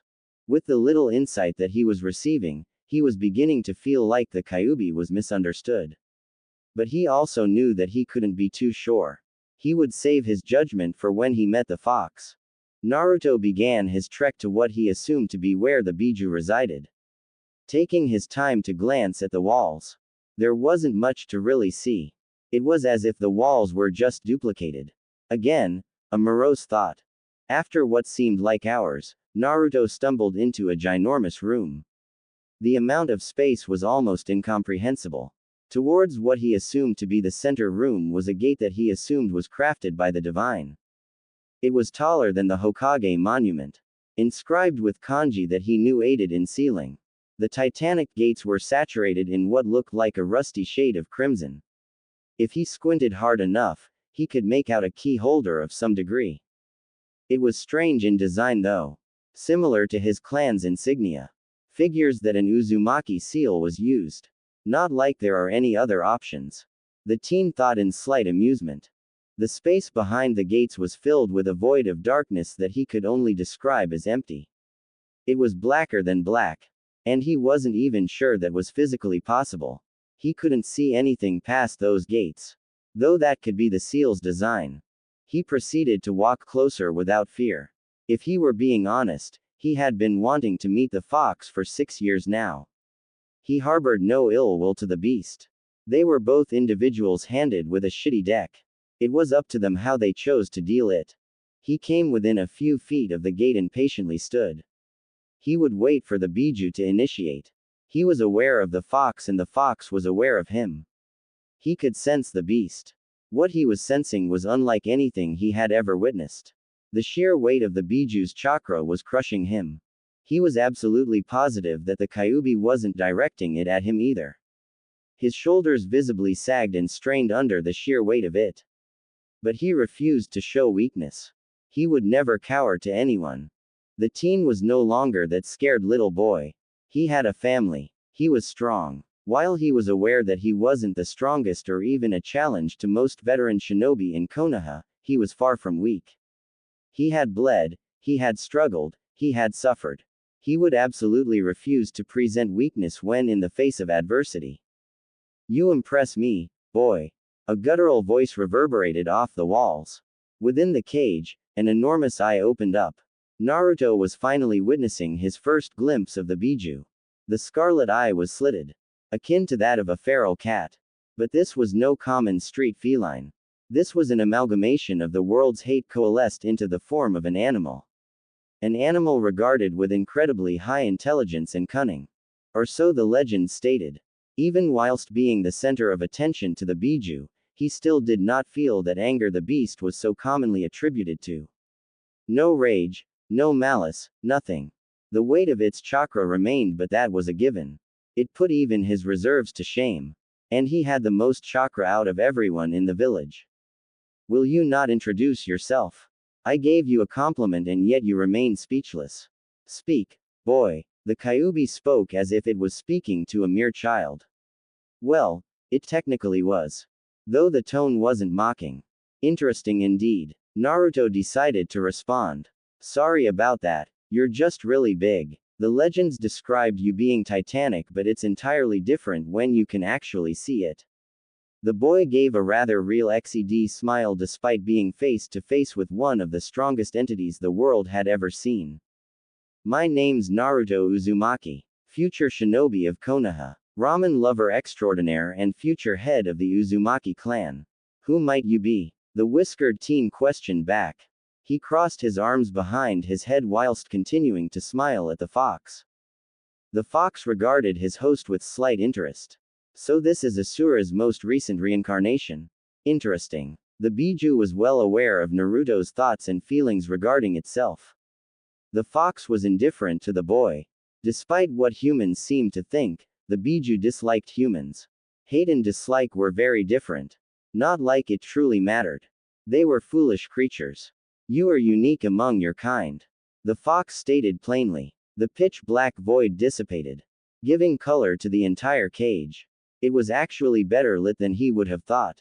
The Biju's fur was a shade of dark orange, possessing human-like arms and hands while having giant floppy ears, similar to that of a bunny. The young boy wouldn't voice that one. He highly doubted the fox would appreciate the statement. Naruto got the impression that the Biju was someone like Anko, an individual who demanded respect. And he would absolutely show the fox the respect it deserved. Thank you. The boy inclined his head slightly. Though, you don't seem like the legends state. He finished lightly, not wishing to incur the beast's wrath. The fox might not be showing that wrath, but it could at any time. He wanted the Biju to know he was being genuine. The Kyuubi did not respond, preferring to study the young man whose life it had watched since a young babe. The boy had ridden himself of his own darkness without even knowing it. Truly coming to accept who he was and what he was. It was something that was worthy of respect to the fox. The Kyuubi leaned its massive head on its hand-like paws and regarded the boy further. Naruto felt the fox resembled a docile dog with how it was resting. I am far from docile, boy. Naruto blinked at the Kyuubi's statement. Well, he now knew the fox could read his mind and most likely was doing so the entire time. He sighed slightly at that.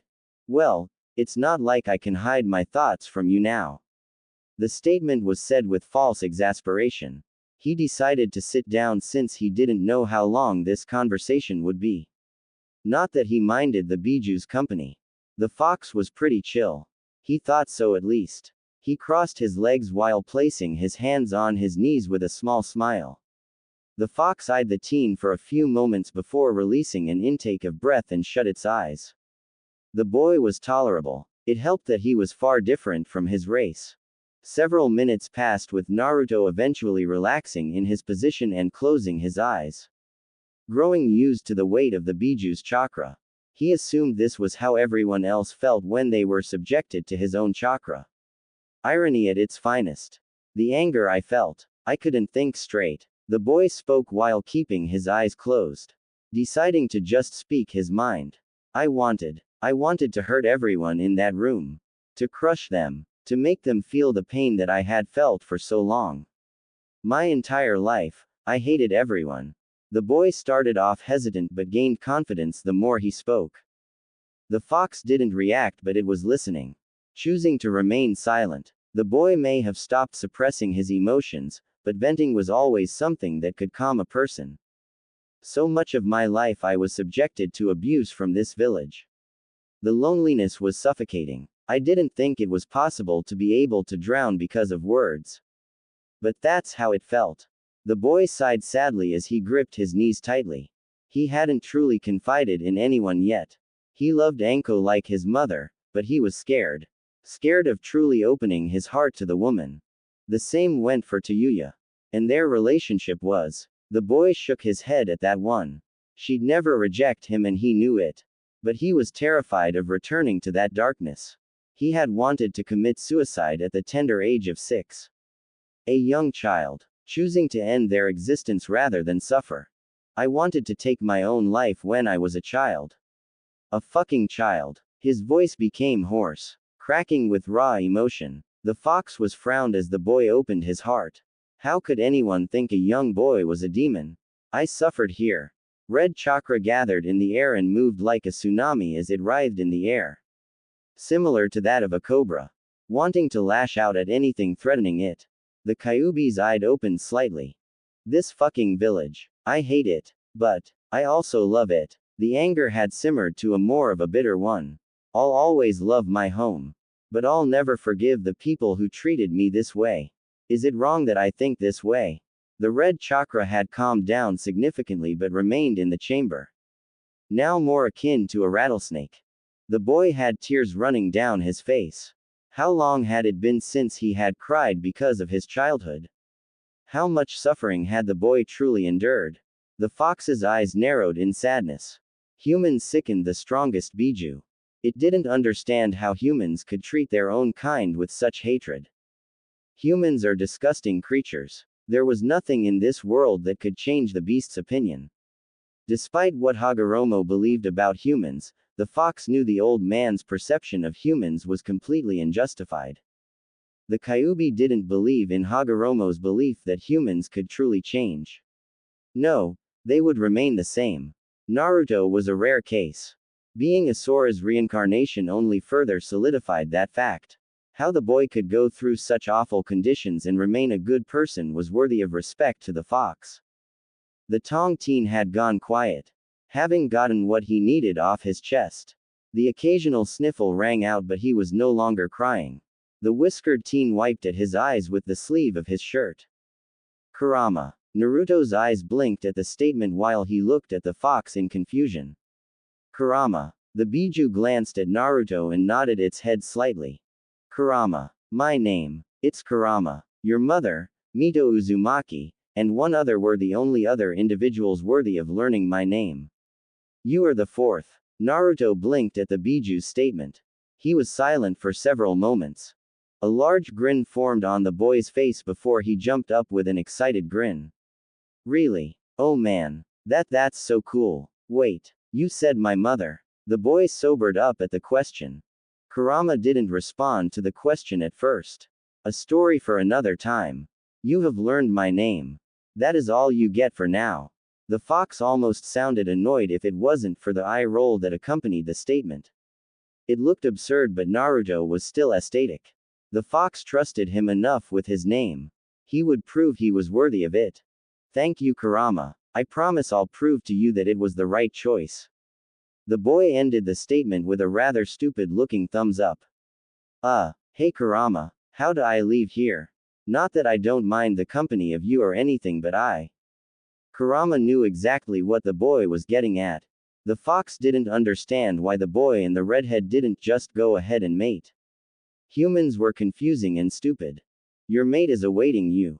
Rather impatiently, if what I'm sensing is correct. Colorful woman she is. Reminds me of your mother. The fox would dangle information for the boy. If he was as intelligent as Kurama thought he was, he'd figure out who his mother was. Will yourself to leave and you will. Now go, I wish to rest. Kurama demanded rather annoyingly. Naruto gave a smile at the statement and the demand. His form started to dissipate and he gained a soft smile. Thank you, Kurama. Thanks. His hand scratched the back of his head as he waved with his left. Kurama just huffed as the boy finally disappeared. The Biju was silent for several minutes. Faint voices could be heard as Naruto began to wake up from his involuntary nap. His ears were still adjusting and his body felt incredibly heavy. His head was also pounding. As if something hard had hit him. The voices had an echo-like quality to them. Slowly but surely his hearing was able to level out. He heard two feminine voices. Both of which he was familiar with, one more intimate than the other. Do ya think I headbutted him too hard? Tayuya's rough voice questioned out. I highly doubt so. The boy is more hard-headed than the stone that makes up the Hokage Mountains. If he were to have internal damage from a soft headbutt, then he's clearly not as strong as I thought.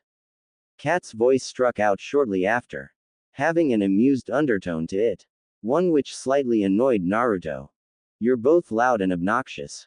It came out groggy and had a drawl to it. As if the boy didn't feel like fully committing to speaking it aloud. It served to amuse Kat and annoy Tayuya. To which she responded as per usual. Listen here, you little shit. If it weren't for me, the Anbu would have knocked your stupid out. She glared at the boy as he, to no one's surprise, glared right back. Yeah, well, listen here, you little midget. You didn't have to headbutt me. Tayuya leaned in closer as she fired back immediately. It's not my fucking fault. You're the one who got mad in the first damn place. Naruto's upper body leaned up slightly as he challenged back. It's not my fucking fault that I have a giant fox in my stomach. Tayuya's eyebrow twitched and she proceeded to lean even closer to the boy. Their noses touching as she bellowed into his face. You're a fucking idiot. Quite succinct, really. As amusing as this was to Kat, she knew she had to step in before they started to throw fists instead of words. Uzumaki's. The woman thought to herself while shaking her head. You two can continue your lover's spat some other time. The entire hospital can hear both of you. I get that one of you is a sub and the other is a dom, but we tend to keep such things in private. Save that for when you're both alone at home. The statement was said with a great amount of amusement. Their reactions almost made her chuckle. Red colored Tayuya's entire visage while a spark of pink dashed Naruto's. Tayuya immediately sprung back from the boy's face while sporting an annoyed expression towards the Anbu member. Naruto turned a glare towards the woman as well. Their shared shout though surprised her slightly. You. They both shouted towards her. Yugao frowned with a slight sweat drop. These two were practically soulmates. If they didn't end up together, she'd retire and become a farmer for the remainder of her life. Those thoughts caused a certain memory of hers to surface. A handsome man with bright yellow hair sleeping soundly in a hospital bed such as this very one. A woman with vibrant red hair stared at the man in concern. Her hands would occasionally brush the top of the man's hands while she waited for him to awake. The memory caused a pain to rack through her chest, spreading across her entire body. She had to force herself to halt the shudder that wanted to surface. Kushina. Her teacher. Her idol. The woman she looked up to as a mother. Yugao wanted to be like Kushina. Confident, strong, and beautiful. She was everything Yugao wanted to be. She even picked up the art of swordsmanship because of Kushina. Learned to wield swords with her left hand instead of her right. Just like her teacher. The purple-haired Anbu had self-taught herself to become ambidextrous, wielding her katana in a reverse grip like her teacher had. A shudder she couldn't prevent hit Yugao's body. Her right hand clenched fiercely. If she weren't wearing gloves, she was sure she would have cut skin and been bleeding. She had cried and mourned for Kushina when she found out the woman had passed. Her son being left an orphan. Not even Minato having survived. These thoughts continued to hammer into Yugao's very soul. She was the first person to volunteer to watch over Naruto. She would be damned if the son of her teacher would suffer in this village. She had killed many villagers for the boy. Hiruzen knew. There was no denying it. But the man would stay his hand. A tear slid down the woman's face. Naruto had grown up wondering if his parents abandoned him because of the Kyuubi. Never knowing if they truly loved the boy. Shio so badly wanted to tell the boy that Kushina would go to hell and back for him. She would fight an army of thousands just to get to the boy. Minato. She didn't even want to think of what he'd do should he had lived and something threatened the boy's safety. That man would fight gods to see his son's safety. He fought the Kyuubi. Most seemed to think the Biju was on par with gods. She knew she'd be executed if she were to tell the boy.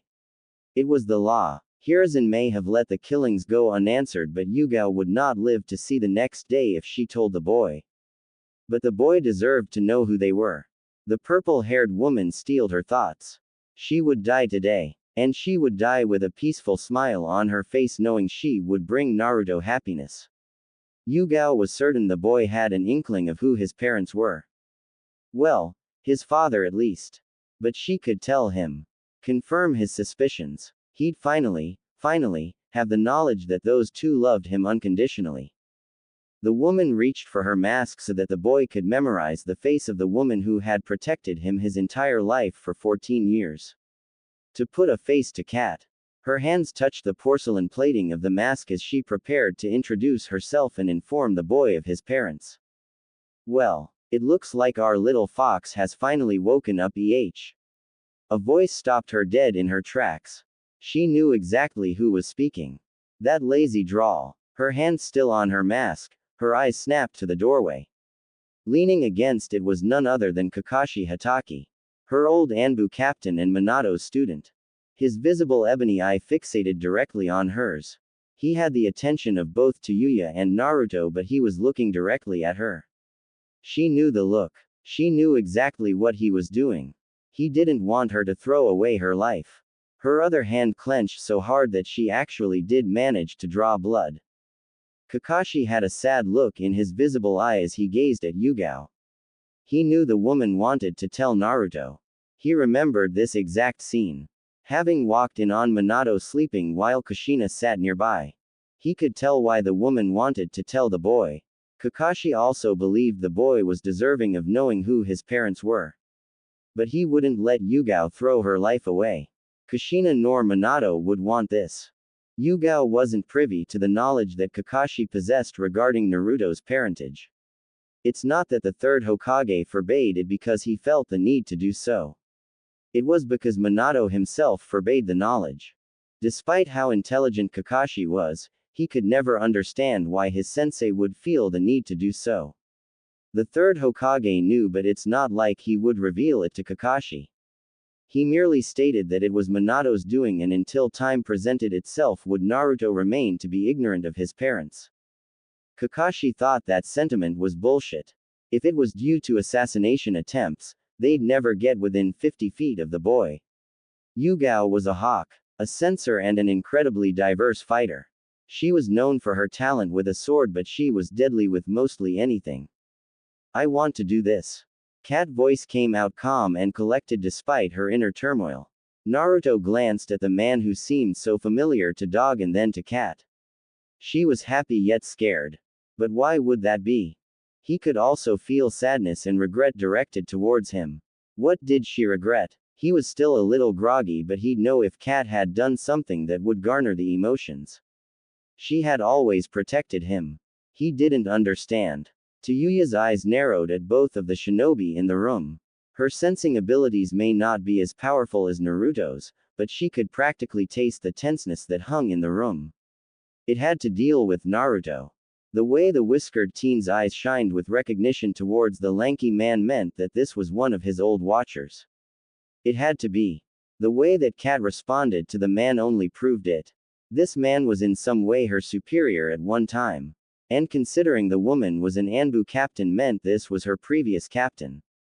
But if that was the case, why was there an uneasiness in the room? If you do, you can't go back.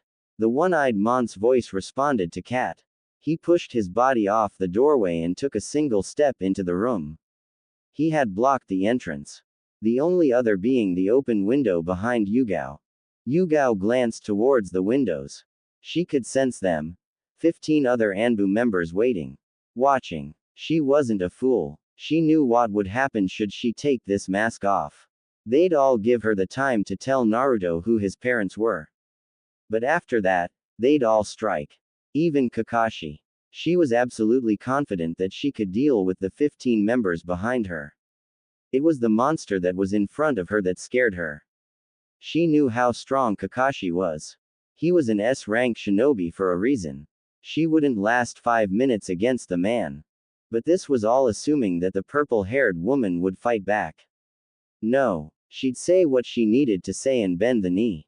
Cat, don't do this. Every word came out slow and measured. Yugao's hands slightly shook. Tear drips were slipping beneath the mask, dropping to the floor. Tayuya's eyes snapped back and forth from the man to the woman. This woman, was she about to? Cat, why are you crying? I'm okay. See, I'm doing just fine. You don't need to worry about me. Naruto had a soft smile as he directed his gaze towards the woman. Assuming that she was sad because he had gotten hurt and didn't prevent the Kyuubi's chakra from progressing. After all, it was his fault he got angry.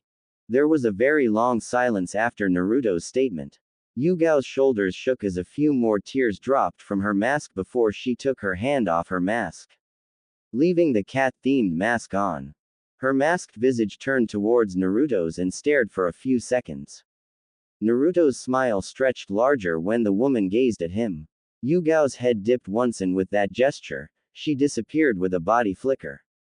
Kakashi's shoulders relaxed and he gave a short exhale. He had buried enough bodies of his comrades. He didn't want to do another. Especially not a former subordinate. And definitely not a student of the wife of his own teacher.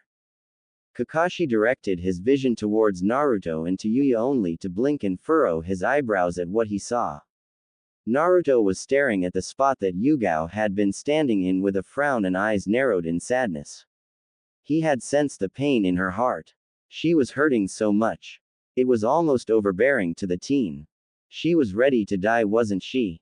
The whiskered teen's voice came out soft and quiet. Tayuya frowned slightly at his tone.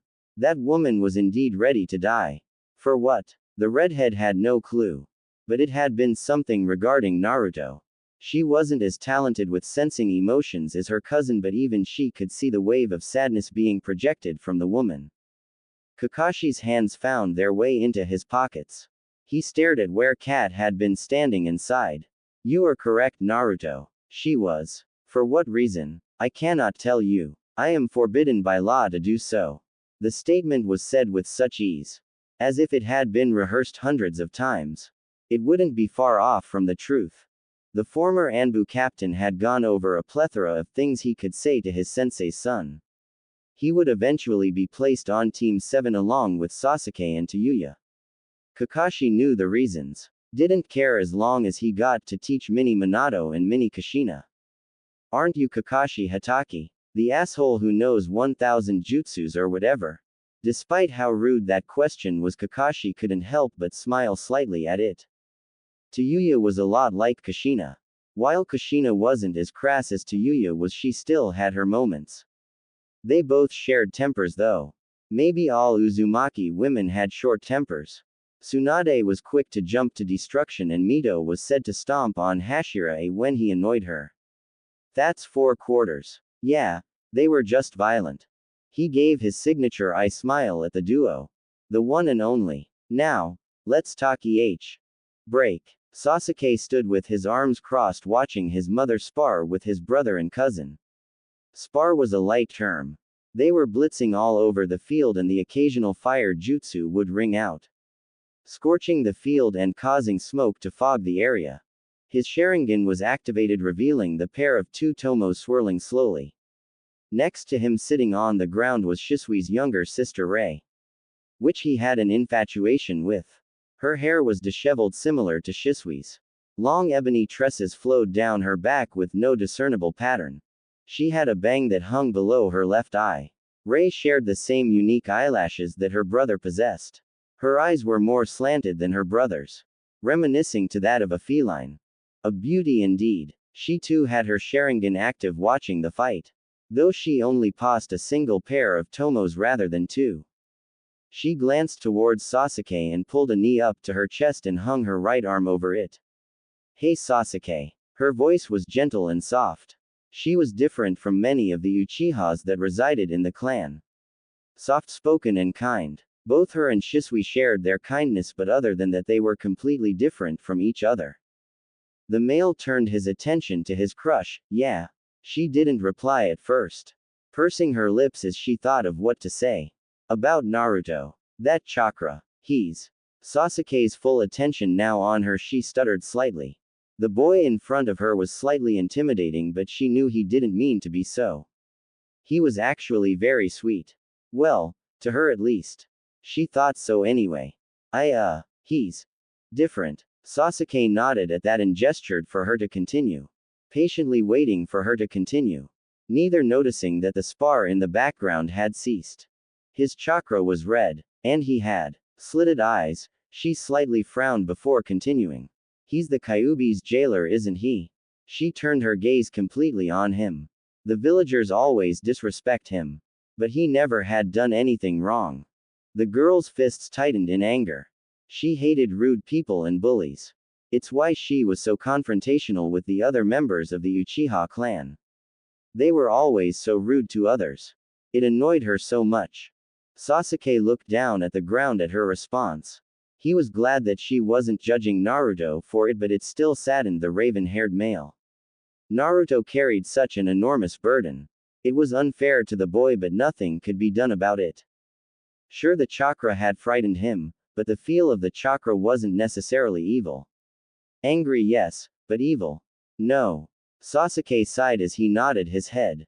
Yeah he does. Sasuke possessed a small frown as the statement left his mouth. Rei gained a frown and tears of frustration appeared in her eyes. She had always been an angry crier. It was probably the attribute she disliked most about herself. But that doesn't give anyone a reason to treat him like he's not a person. It's not fair. Sasuke sighed as he sat down beside the girl and wrapped an arm around her, pulling her into a side hug. The girl leaned her head on Sasuke's shoulder. "Yeah, it's not fair. But there's nothing we can really do, Rei." "What do you mean there's nothing we can do?" We could be friends with him." She accused him lightly, though she remained attached to the boy. Sasuke gave a small smile at the statement. "I meant the villager part, Rei. Naruto and I are friends. Kinda. I think, at least." He shrugged at that. "Can't be sure. He doesn't talk much. But we speak with our fists. So I guess that makes us friends." The girl's cheeks reddened slightly at his statement. "Do you think he'd want to be friends with me?" Her eyes glanced towards Sasuke's face. The young teen narrowed his eyes slightly and shrugged lightly. "I don't see why not. I think the reason Naruto chooses to remain alone is because it's what he's used to."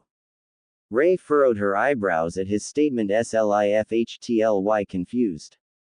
"But isn't Tayuya always around him? The petite redhead was always with the boy." Rei doubted she'd ever seen the girl not next to the blonde. "In a sense, yes. But it hadn't always been that way.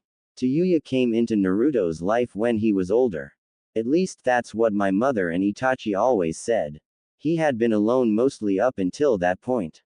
Most of what Sasuke knew about Naruto was from his brother and mother. The little interactions he would have with Naruto were pretty mundane.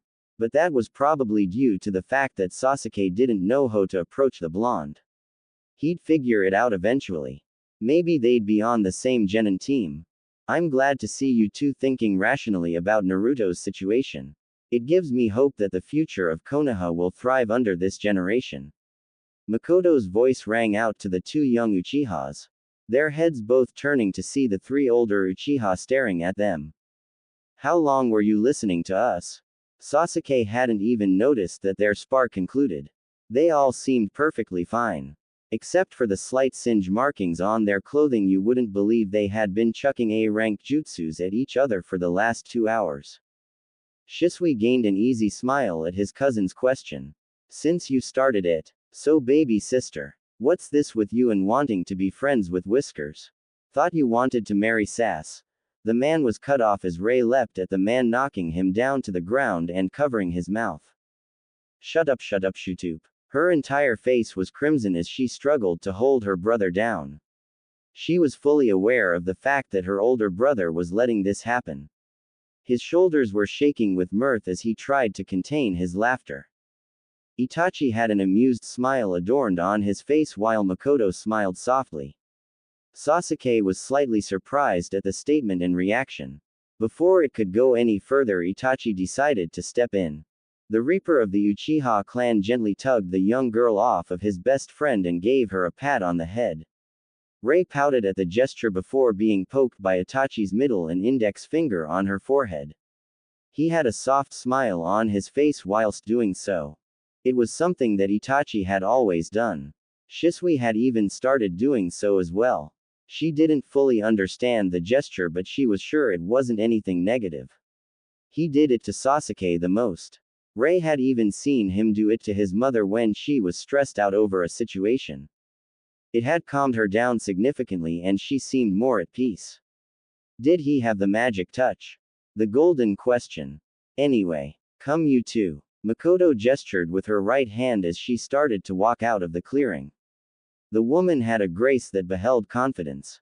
There was little in this world that could faze the woman. She was an S-rank shinobi after all. We are going to get cleaned up and will spend our time out dining in the village. I expect you in particular, Shisui, to behave. I will not tolerate your antics. Understood. The matriarch of the Uchiha demanded. Despite being phrased as a question, the entire group knew it was a demand. Makoto rarely demanded things, but when she did, you listened. Yes, ma'am. The prodigy answered back. Makoto may be fond of the Shunshin master, but when she wanted something done in a particular way, you abided it. He had seen her wrath once before. He did not wish to see it again anytime soon. Break. The rhythmic sounds of wood clacking against each other was heard as two similar-looking males played a match of shogi while a young teen watched on. You are getting better every day, son. The older male praised. The sounds of several soft clacks resonated before the younger male responded. Still not good enough to win though. Both voices had a lazy drawl to them. As if speaking was something that was far too much trouble. Soft crunches could be heard coming from the other boy who watched the father-son duo battle in tactics. Quite fascinating to witness in his opinion. Nay Shikamaru. I heard something interesting happened at the academy today. The clacking noise ceased at Shikaku's statement. So did the crunching. Shikamaru stared at the shogi board as he recalled the event that had happened. The Kyuubi's chakra was something to behold. He couldn't comprehend how much anger and hate could be stored. It scared him. His eyes narrowed at the board as he articulated his thoughts. Naruto's eyes held so much rage during that period. And if he was being honest, he didn't truly know if that was the Kyuubi's influence or if that was Naruto projecting his anger. The second option was honestly more believable to the young Genuese. Shikamaru was a people watcher. He may be lazy like all his other clan mates, but he was slightly more motivated than many of them. His father exploited that one a lot. Troublesome. The phrase coming out reflexively. He put his hands together in his lap as he thought of Naruto's situation. The rage and anger was justified. This village had treated him like dirt. Tayuya and the boy's pseudo-mother were the only two people that were constants in his life. And both of them were women and violent. That was something Shikamaru wanted no part in. Naruto was a fair guy. Antisocial at many times. Blunt to the point of almost being rude, but so was his cousin. He assumed all Uzumakis were like that. He was also incredibly strong. The amount of physical strength and raw chakra the boy had at his disposal was awe-inducing. And the teen held back at the academy. Though, he'd absolutely smear Tayuya into the ground after school when most of the civilian children went home. Their spars were brutal. Shikamaru was positive that bones and muscles were constantly torn or broken during their spars. How his cousin could stand after getting thrashed for hours was something Shikamaru couldn't fathom. The Uzumakis were known for their longevity and chakra pools. Unless that longevity had something to do with the rate at which their body healed, then he was stumped. Maybe. Choji was the first to speak though. Well, Naruto got angry. It was honestly scary. Everyone knows that Naruto has a lot of chakra, but that was just insane. I thought the walls were going to cave in. The chubby boy had a frown on his face as he recalled the experience. Shikaku merely nodded his head while studying the shogi board. Did you feel like you were in danger? The question came out plain enough. But Shikamaru knew the underlined meaning.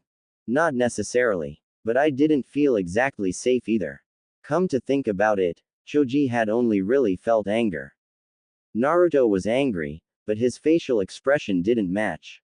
He just stared directly at Tayuya's face without looking away. His face was actually blank the entire time. Could he project his emotions with his chakra? Choji's eyebrows furrowed as he thought about it. Shikaku made a humming noise to the boy's response. What about you, Shikamaru? Anything you have to say? Shikaku continued to eye the board. Having not looked up since asking his first initial question. Shikamaru closed his eyes as he thought of why his father decided to bring up the subject. Shikamaru was the smartest individual in the academy. He knew Naruto and the Kyuubi were connected. He knew that his dad knew that he didn't care about the Kyuubi situation and Naruto being its jailer. So why would he ask? Shikamaru stared at his father's face. But he couldn't decipher what the man was getting at. Could he be overthinking this? Sure, Naruto may not be undyingly loyal to Konoha due to his treatment, but he was most certainly justified.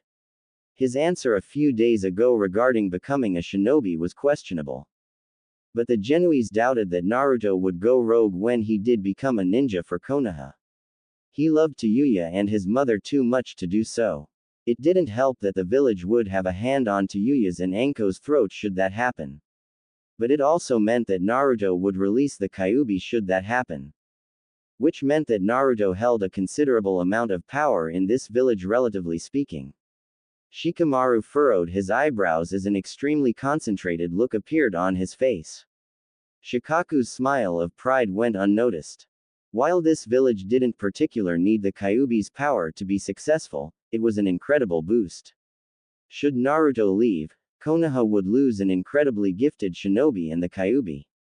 The Hokage couldn't stop him from doing so either. Threatening the life of his cousin and his mother would only result in the Leaf's destruction. Was that why the shinobi in the village respected Naruto? It made sense. You don't anger the person who has your life in their hands. Literally and figuratively. Naruto held the lives of thousands upon thousands of people. Should he will it, this village would disappear. And Naruto knew this as well. There was no way he couldn't. The boy was intelligent. He might not have a photographic memory and a 200 IQ like every Nara possessed, but he wasn't stupid. He knew exactly what he was doing at all times. Naruto holds our lives in his hand and there's little we can do about it. It's better to get along with the emperor than go against him.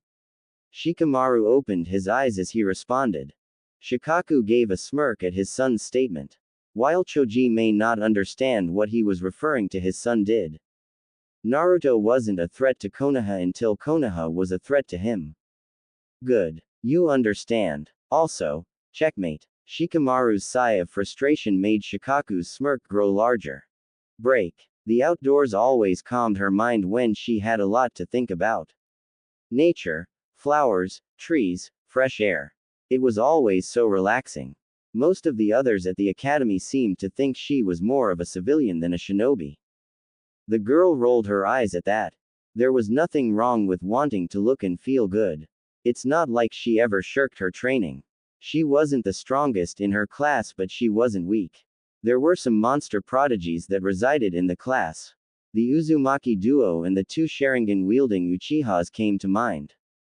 Ino sighed as she thought of what happened earlier. Beside her, another young woman from her class that was actually pretty talented for being a civvy was a girl named Sakura Haruno. The girl had some strength to her. Ino respected any woman who took her training seriously. The pink-haired teen was currently laying down in the field of flowers, gazing up at the clouds while thinking of Naruto. She was intelligent. Intelligent enough to connect the dots between Naruto and the Kyuubi. After all, he was the only individual who had been born on October 10th. It was pretty obvious. She was fortunate that she chose the shinobi route. They taught the basics of sealing and how it worked. The lessons didn't get too in-depth considering how complex sealing actually got. The only people who would likely understand were the two Uzumakis. So she understood that Naruto and the Kyuubi were two different individuals.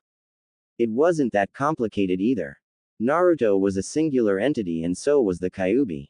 They didn't merge. That was impossible. She shook her head slightly. Hey Sakura. Did what happened today scare you at all? The blonde-haired girl questioned her best friend. Sakura's eyes glanced towards her best friend. Ino was holding a flower and sniffed it, having the effect of relaxing her entire body. Sakura thought of what she wanted to say. Yeah, she was kind of scared. Not of Naruto per se. He was intimidating but he was never scary.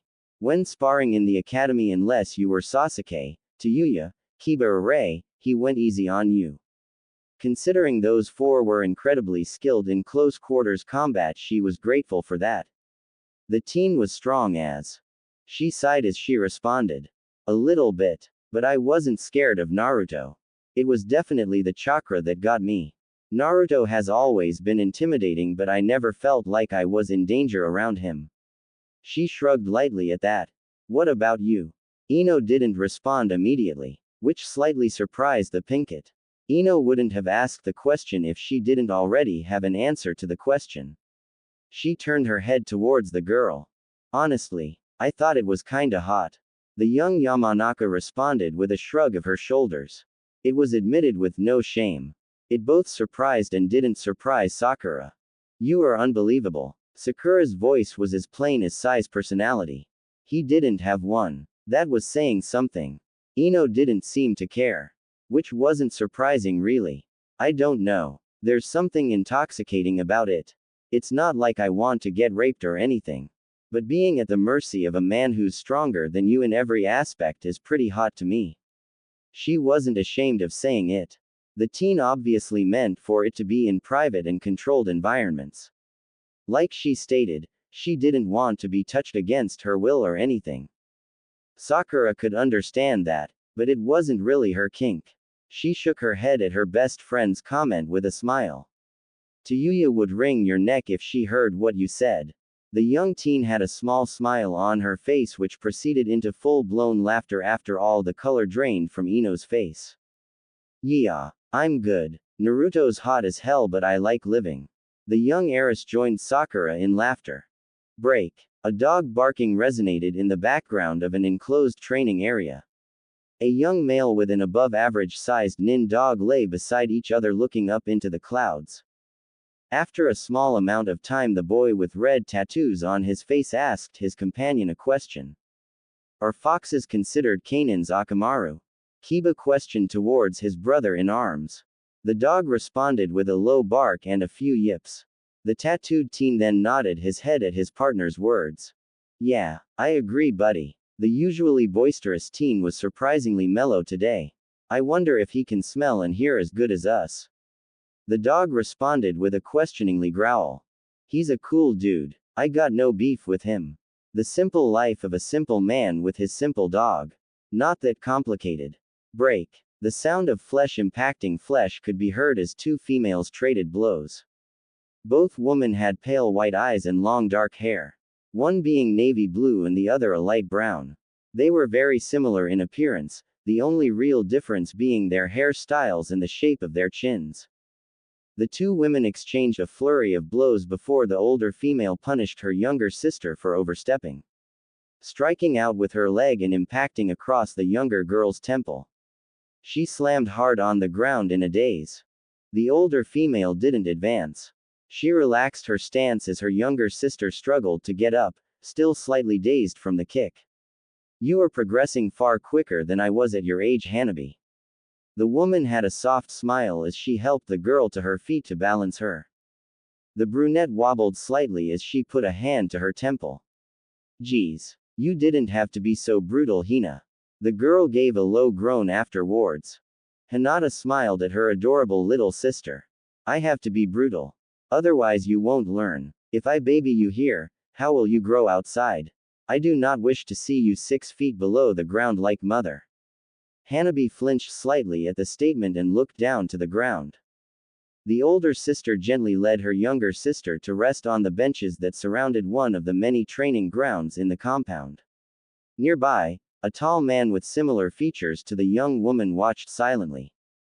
Hey sis. Did you feel that chakra today? The brunette questioned. Yes, I did. Hinata's response was short and curt. Well, do you know where it came from?